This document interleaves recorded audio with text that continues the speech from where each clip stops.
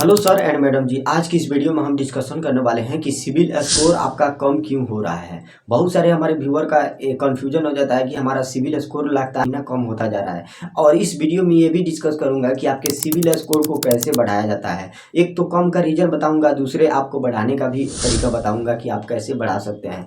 अगर इस वीडियो को सब्सक्राइब नहीं किया है तो सब्सक्राइब कर ले, क्योंकि इससे बैंकिंग से रिलेटेड अपडेट मिलते रहते हैं। तो चलिए तो हम स्टार्ट करते हैं। सबसे पहले समझिए कि सिबिल स्कोर आखिर कम क्यों होता है। तो एक सिबिल स्कोर एक इंसान का बहुत बड़ा अहम जिंदगी में हिस्सा होता है। किसी भी व्यक्ति के सिबिल स्कोर 749 से प्लस होना चाहिए, तब उसका सिबिल स्कोर 749 होना चाहिए। अगर आप कोई भी पर्सनल लोन या क्रेडिट कार्ड के लिए एलिजिबल कब होंगे, जब आपका सिबिल स्कोर 749 होगा।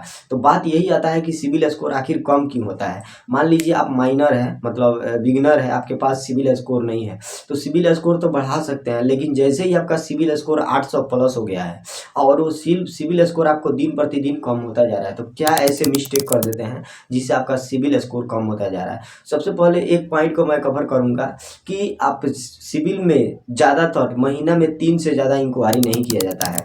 अगर एक अकाउंट में मान लीजिए आप एक कंपनी से आपको 3 बार इंक्वायरी करते हैं तो इससे कोई फर्क नहीं पड़ेगा, लेकिन वही अलग अलग कंपनियों से अगर यदि 3 इंक्वायरी कर देते हैं तो आपको डिफरेंट समय में और डिफरेंट टाइम में तो आपको सिबिल स्कोर डाउन होना चालू हो जाता है। और एक ही कंपनी से आप महीना में 3 बार अपना सिबिल चेक करेंगे तो आपको उतना टेंशन नहीं है कि सिबिल स्कोर कम नहीं होगा। लेकिन बात यही आता है कि सिबिल स्कोर आखिर हमारे से सिबिल स्कोर चेक कैसे करें। तो सिबिल को आप सिबिल का जो सब्सक्रिप्शन होता है उसको खरीद लीजिए, उसमें अनलिमिटेड आपको एक्सेस मिल जाता है।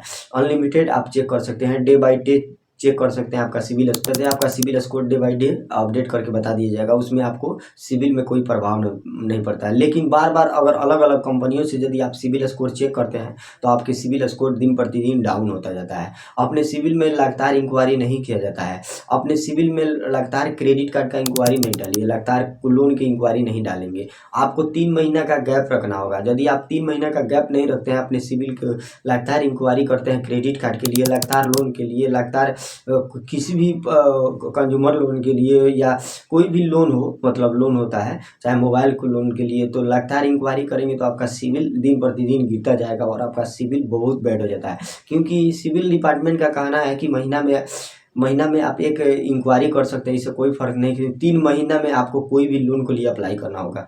मान लीजिए कोई क्रेडिट कार्ड के लिए अप्लाई कर रहे हैं तो 3 महीना, फिर 3 महीना का गैप होना चाहिए, 90 दिन का आपको गैप होना चाहिए, तभी आपको जो भी फाइनेंशियल क्रेडिट है वो इम्प्रूव होता हुआ दिखेगा, नहीं तो डाउन हो जाएगा।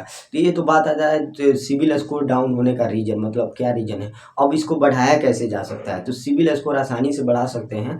आपको सिबिल स्कोर बढ़ाने के लिए आपको मल्टीपल अकाउंट होना चाहिए। एक तो आपको जो क्रेडिट कार्ड लेना है तो आपको एक सेक्योर्ड ऑन सेक्योर्ड होना चाहिए। आप मतलब क्रेडिट कार्ड जब ले रहे हैं तो आपको सेक्योर्ड क्रेडिट कार्ड होना चाहिए, ऑन सेक्योर्ड दोनों होना चाहिए। सेक्योर्ड का मतलब हो गया कि यदि आप बैंक में एफडी करके अपना क्रेडिट कार्ड बनवाते हैं तो उसको सेक्योर्ड कहा जाता है, और without FD card credit card मिलता है तो ऑन सेक्योर्ड कहा जाता है। तो वो आपके पास एक क्रेडिट कार्ड होना चाहिए। पर्सनल लोन, मिक्सिंग लोन होना चाहिए। मिक्सिंग लोन का मतलब हो गया कि personal loan, home loan, car loan, मतलब ये मिक्सिंग लोन होना चाहिए। यदि आप होम लोन, कार लोन और नहीं लिए हैं तो एक क्रेडिट कार्ड होगा, लेकिन क्रेडिट कार्ड का यूटिलाइजेशन आपको 30% से कम करना है। अगर क्रेडिट कार्ड का यूटिलाइजेशन आपको 30% से ज़्यादा कर देंगे तो आपको नुकसान करेगा, क्रेडिट कार्ड इंप्रूव नहीं होगा। हमेशा ध्यान रखें कि क्रेडिट कार्ड का कोई भी यूटिलाइजेशन हो 30% से नीचे होना चाहिए। यूटिलाइजेशन का मतलब आप लोग समझते होंगे। मान लीजिए 1 लाख का लिमिट मिला है आपको, तो 30,000 उसमें से खर्च करना है। 70,000 अवेलेबल लिमिट होना चाहिए।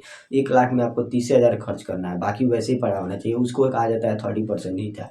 तो इस वीडियो में मैं स्टेप बाय स्टेप बता दिया। मैं इस चाहता तो वीडियो को लंबा कर देता था सर जी, लेकिन मैं अपने वीडियो के माध्यम से अपने ऑडियंस को हमेशा सही इन्फॉर्मेशन और सही चीज़ बताने का कम समय में प्रयास करता हूँ। मैं अपना वीडियो लंबा हमेशा नहीं बनाता हूँ। मेरा वीडियो कोई भी देखिएगा तो वीडियो लंबा नहीं बनाता हूँ, क्योंकि मैं ज़्यादातर सटीक में समझा देता हूँ ऑडियंस को। तो अगर वीडियो अच्छा लगे तो लाइक और सब्सक्राइब करें, क्योंकि ऐसे ही बैंकिंग से रिलेटेड वीडियो आपको मिलते रहते हैं इस चैनल पे। तब तक के लिए जय हिंद, जय भारत।